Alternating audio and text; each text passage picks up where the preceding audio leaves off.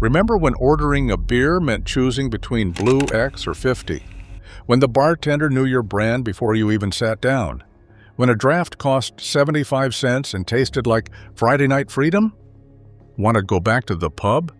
The 1970s were the golden age of Canadian beer culture. Not the craft beer revolution with its IPAs and sours and beers that taste like fruit salad. We're talking about real beer. Working man's beer. The kind you'd order by the pitcher, drink by the pint, and never think twice about because it was just what you did. Every province had its favorites. Every city had its brewery. Every pub had its regulars who drank the same beer in the same seat at the same time every week. And the brands that dominated those taps, most of them have disappeared, been bought out, or changed so much they're unrecognizable. This was the era when beer commercials were legendary, when "I am Canadian" wasn't just a slogan, but a way of life. When the pub wasn't just a place to drink, it was where you went after work, where you watched the game, where you solved the world's problems one pint at a time. In this video, we're going to walk through the forgotten beers that defined 1970s Canada. The brands that filled pub taps from St. John's to Victoria. The suds that fueled hockey arguments, first dates, and Friday nights that turned into Saturday mornings. Some of these names will hit you like a wave of nostalgia. Some you might have forgotten completely. And all of them will take you back to a time when beer was simple, cheap, and damn good. Before we crack open these memories, hit that like button and subscribe. We've got a lot of breweries to visit, and trust me, every single one is worth remembering. Let's raise a glass to the beers that built Canada. Point 1. LABATT 50, the King of Ontario. If you drank in Ontario in the 1970s, you drank 50. LABATT 50 wasn't just a beer, it was an institution. Launched in 1950 to celebrate Labatt's 50th anniversary, it became the working man's choice across Ontario and beyond. That distinctive red label with the gold 50 was as recognizable as the CN Tower. You'd see it in every pub, every beer store, every fridge, at every party. 50 had a reputation. It was strong. 5% alcohol when most beers were hovering around 4%. It had body, flavor, a bit of bite. This wasn't a beer you chugged on a hot day. This was a beer you savored after a long shift at the plant, the mill, or the construction site. The commercials were legendary. 50's Got It became part of the Canadian vocabulary. They'd show real working guys, not actors, but actual blue-collar Canadians cracking open a 50 after a hard day's work. It resonated because it was true. That's exactly what you did. In the pub, ordering a 50 meant something. It meant you were serious. You weren't messing around with light beer or imports. You were drinking what your father drank, what his father drank. There was tradition in that bottle. The draft was even better. Cold, crisp, with that perfect foam head. You'd order a pitcher for the table, and it would be gone in 20 minutes. Then, you'd order another. The bartender wouldn't even ask. He'd just bring it. 50 started declining in the 80s as tastes changed and LABATT pushed blue harder. By the 90s, it was mostly gone from taps, relegated to the bottom shelf of beer stores. But for those who remember, 50 wasn't just a beer, it was a badge of honor. Point 2. MOLSON Export, Quebec's pride. Cross into Quebec in the 1970s, and the beer changed. MOLSON Export, or just X, as everyone called it, was king. X had been around since 1903, but it hit its stride in the 60s and 70s when it became synonymous with Quebec culture.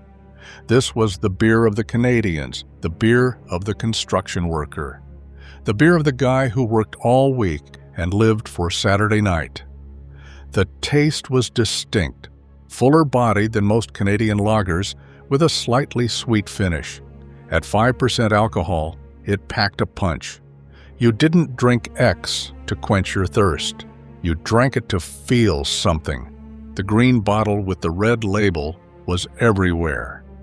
In taverns across Montreal, Quebec City, Trois-Rivières, in corner stores where you'd buy a case for the weekend, at the Forum where you'd drink it while watching Guy Lafleur tear up the ice. X had a working-class authenticity that advertising couldn't manufacture. The commercials didn't need to try hard. They just showed real Quebecers doing real things. Speaking French, working hard, drinking X.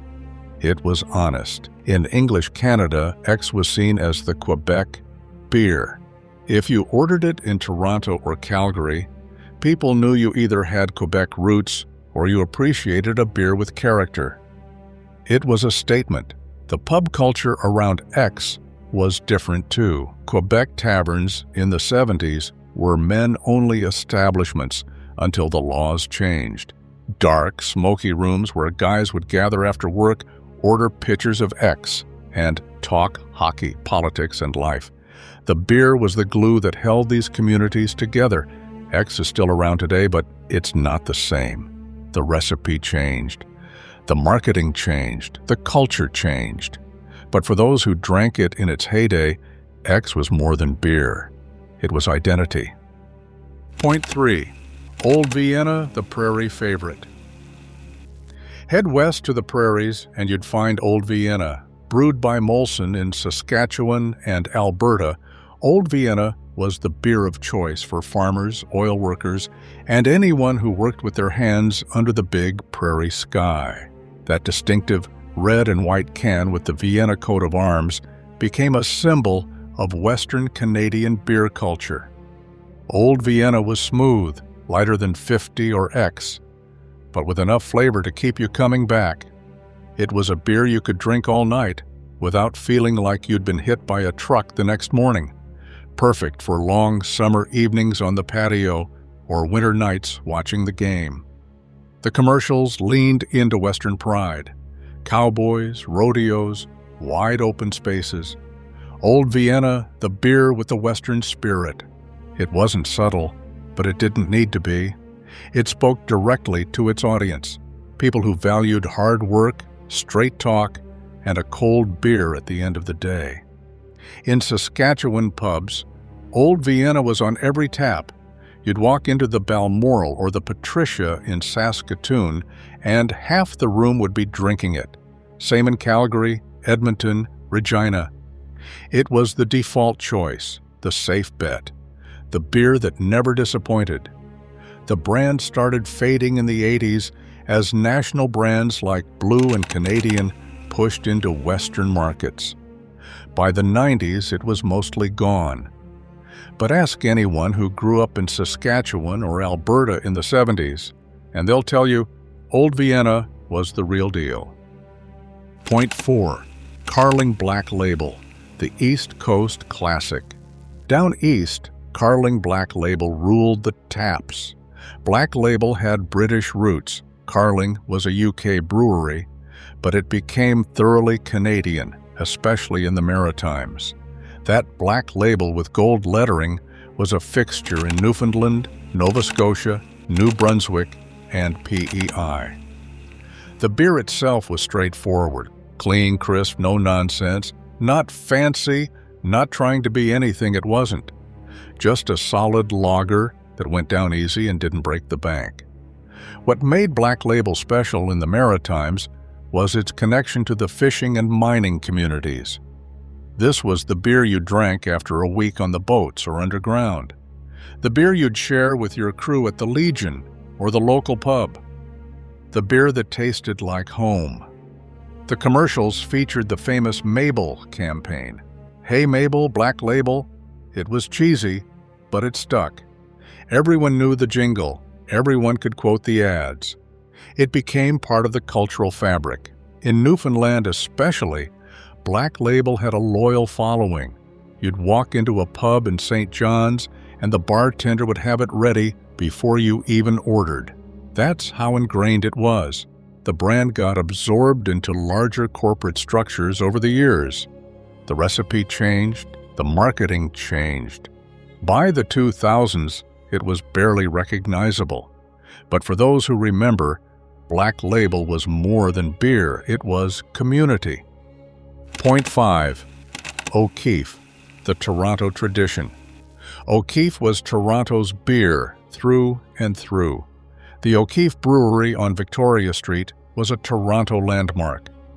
The smell of brewing hops would drift through the neighborhood, a constant reminder of the city's industrial heart.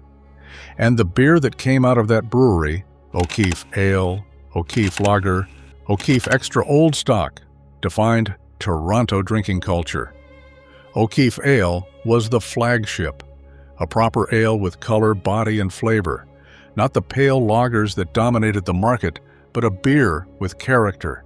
You could taste the malt, feel the weight of it. This was a beer that demanded respect. Extra Old Stock, or EOS as everyone called it, was the strong one. 8% alcohol in a stubby bottle. This wasn't a session beer. This was what you drank when you wanted to feel it.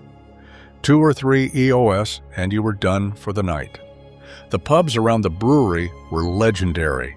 Working-class joints where guys from the plant would stop after their shift. The beer was fresh. Sometimes it had been bottled that morning. You couldn't get better than that. O'Keefe sponsored everything. Hockey teams, baseball teams, community events. The brand was woven into Toronto's identity. When you drank O'Keefe, you were supporting local, supporting your city, supporting your neighbors. Molson bought O'Keefe in 1987, and slowly the brand disappeared. The brewery closed. The beers were discontinued or reformulated. By the 90s, O'Keefe was just a memory. But for those who drank it in its prime, it represented something important: local pride, quality brewing, and Toronto tradition. Point 6. Alpine, the BC Mountain Brew. Out west in British Columbia, Alpine was the beer of choice. Brewed by Molson in Vancouver, Alpine was marketed as the beer of the mountains, the outdoors, the BC lifestyle. The label featured mountain peaks and evergreen trees. The commercials showed skiers, hikers, and fishermen.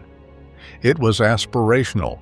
Drink Alpine, and you're part of the BC experience.